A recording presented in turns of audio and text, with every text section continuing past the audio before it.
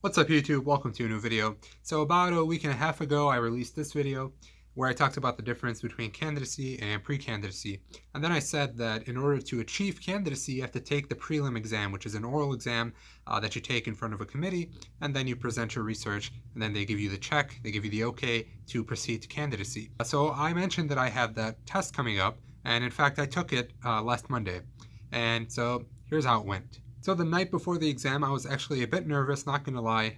Not that nervous, but just a little bit. But then the day of the exam, I was actually very confident. I didn't feel nervous at all. I just prepared pretty well, and then I went to the Zoom meeting and I was ready to give that talk. So I started giving the talk, and as I was going, the professors would jump in, they would stop me at some slides, they would ask questions, probe further something I was showing, or maybe ask a question about a slide they didn't understand. So for example, I was talking about machine learning in particle physics, which is basically the crux of my research. And one of the professors was asking questions about machine learning, trying to understand it more because it wasn't their area of expertise. And so as I was going with the talk, this would happen often. They would stop me at some slides, ask more questions until the talk ended. And then finally, they started asking more general questions. So they would ask me broader questions about the physics behind it all, or what the end goal is. What do we actually want to achieve with machine learning in particle physics? What's the end goal here? Do you know what you're going to be achieving in a year, in 2 years,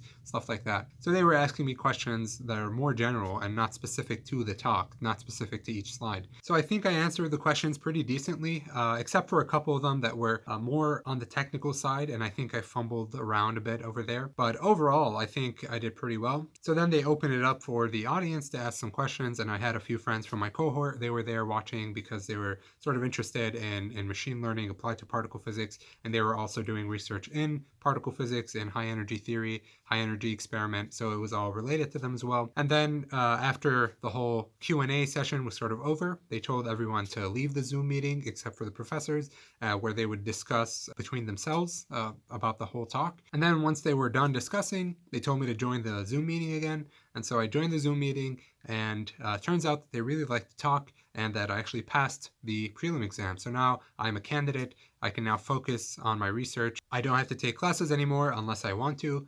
And it feels more free to be a candidate than being a pre-candidate, where you have many things to do. You have the qualifying exam, you have the prelim exam, you have to take a bunch of classes.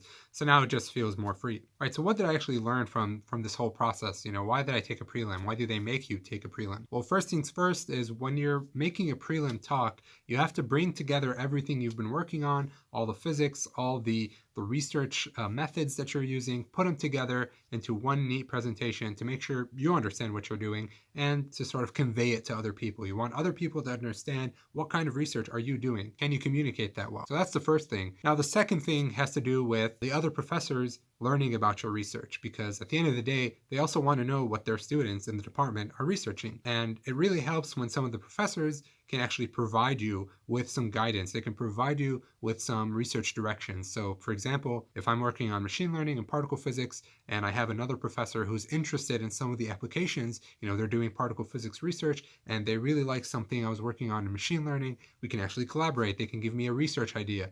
That's one of the things of the prelim exams, that it brings together multiple people that are closely related in their research fields. Now, the third thing that I learned about the prelim exam was that it could be either brutal or not that bad, depending on the committee members. So some committee members, they like to grill people. They like to ask them all the questions that they can about the physics, about the research, until sort of the student is just, they give up, they can't answer anymore. And then the professors would have a teaching moment there. They would tell them, no, remember, it's because of XYZ, or we do it because of ABC. So it's sort of, they're going to grill you, but at the end of the day, they're going to bring you back up. They're going to tell you what you didn't know. They're going to remind you of the things that you forgot. And then there are other committee members who are just, they're trying to understand really the research that you're doing. So they're mostly interested in asking questions about the research. They're not trying to test you about your physics knowledge.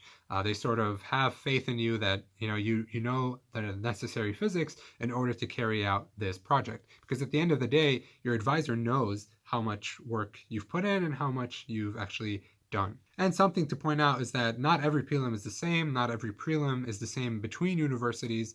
It's not the same between students. So it's all going to vary depending on the university, the professors. So now that I'm a candidate, all the time I was spending on classes will hopefully be spent on doing research, and that's going to be a lot more productive than my first year and a half. With all this free time now, hopefully I'll be making a bit more videos, not too much because I don't have all the time in the world. Let me know in the comments if you'd like to see a video on machine learning and particle physics.